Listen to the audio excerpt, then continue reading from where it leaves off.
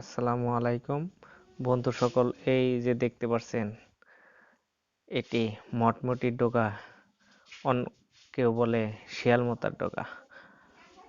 আর এই ডগাটির একটা বিশেষ খুব গুরুত্বপূর্ণ কাম হয়েছে।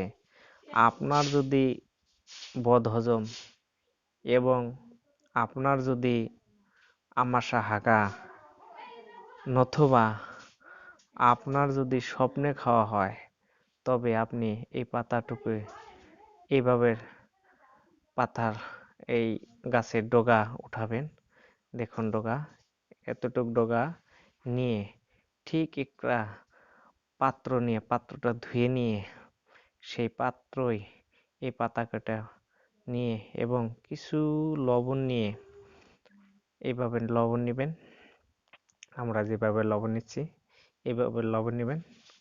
তারপরে এই পাতা টুকা ধুত্তুরে করে ছেঁচে নেবেন।